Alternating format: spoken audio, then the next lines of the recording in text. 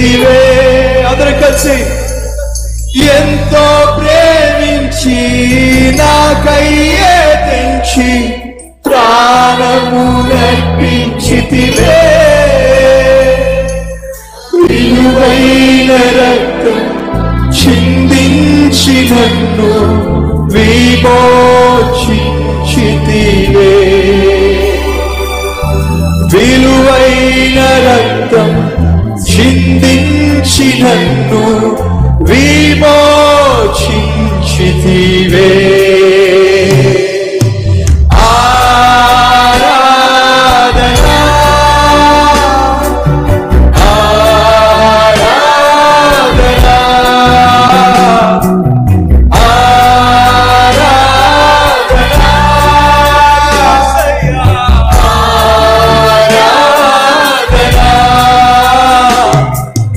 యేసు ప్రభునకే నా యేసు ప్రభునకే ప్రియ యేసు ప్రభునకే నా యేసు ప్రభునకే.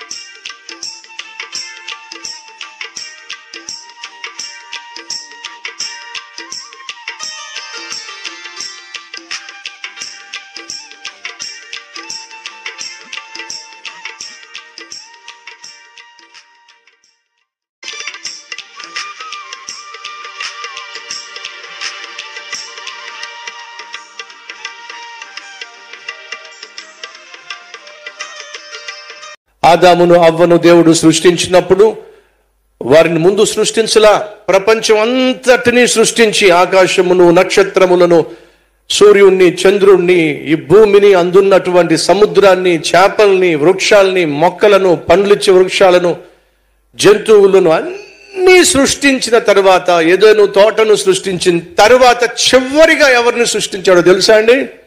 చెప్పండి. ఆదామును అవ్వను చివరిగా సృష్టించాడు. కారణం తెలుసా? వీళ్ళే కదండి ఈ సృష్టి అంతటికి ఆధారం. మానవ జాతే లేకపోతే ఈ సృష్టికి ఆధారం ఏముందో చెప్పండి. అనగా దేవుడు మనిషి కోసం ఈ ప్రపంచాన్ని సృష్టించాడు. ఈ ప్రపంచం అంతా సృష్టించి చివరిని ఎవరిని తీసుకొచ్చి పెట్టాడు? ఆదామును అవ్వను తీసుకొచ్చి ఆ ఏదైనా తోటలో పెట్టి అంటున్నాడు, ఈ ప్రపంచం అంతా మీకోసమే.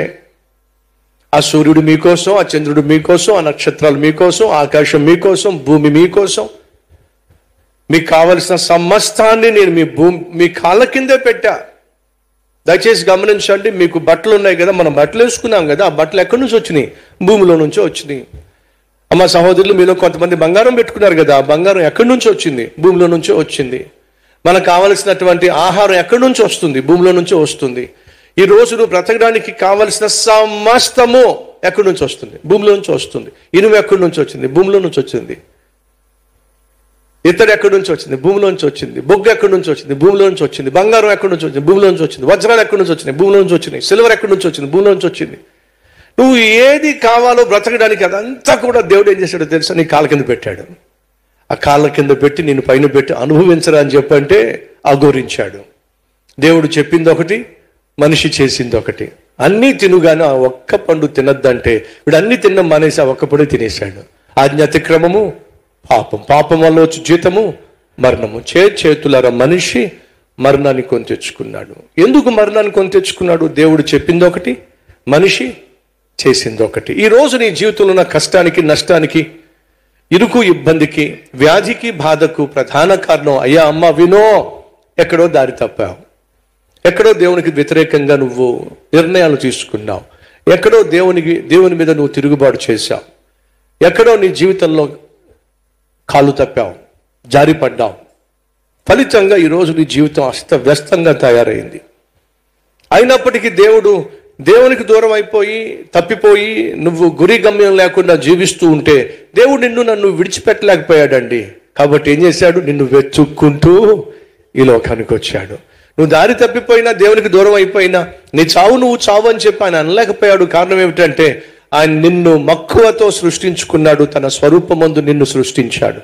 కాబట్టి నువ్వు నేను దారి తప్పినప్పుడు, దేవునికి దూరం అయిపోతున్నప్పుడు, తెగిపోయిన గాలిపటంగా మనం కొట్టుకుపోతున్నప్పుడు దేవుడు మన పట్ల జాలిపడి మనం పడి ఉన్న చోటుకు వచ్చాడు, మనల్ని వెతుక్కుంటూ వచ్చాడు.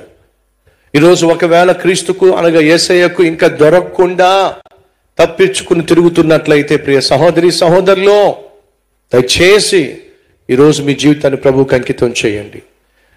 యేసుక్రీస్తుకు దూరంగా ఉండి, ఆయన ప్రేమకు దూరంగా ఉండి, ఆయన ఆశీర్వాదానికి దూరంగా ఉండి, ఆయన సన్నిధికి దూరంగా ఉండి, ఆయన క్షమాపణకు దూరంగా ఉండి నువ్వు నేను మనము సంపాదించగలిగింది ఏమీ లేనే లేదు. నాకు వేరుగా ఉండి మీరేమీ సాధించలేరు. యెహోవా సెలవు లేకుండా భోజనము చేయగలిగిన వాడు ఎవడు అని బైబిల్ సెలవిస్తుంది.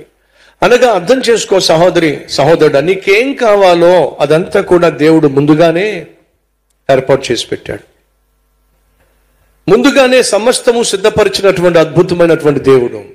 కాబట్టి నీ జీవితంలో ఏదైనా అవసరం ఉన్నట్లయితే తిన్నగా దేవుని దగ్గరికి వెళ్ళి ప్రార్థన చేయి. ప్రభువా, నాకున్న అవసరం ఇది, నాకున్న సమస్య ఇది, నాకున్న కష్టం ఇది, దీనికి నాకైతే సమాధానం దొరకట్లేదు, నాకైతే సొల్యూషన్ దొరకట్లేదు, నాకైతే జవాబు దొరకట్లేదు, గురి గమ్యం నాకు అర్థం కావట్లేదు, ప్రభువా నన్ను కనికరించు అని చెప్పి దేవుని దగ్గరకు వచ్చి ప్రార్థన చేస్తే అరణ్యములో ఆయన నీకు మార్గాన్ని కనపరుస్తాడు. ఎడారిలో నీకు ఆయన సెలయేర్లను ప్రవహింపజేస్తాడు. ఆయన నీ జీవితంలో, మన జీవితంలో నూతన కార్యమును జరిగిస్తాడు. కాబట్టి ఆయన దగ్గరికి రావాలి.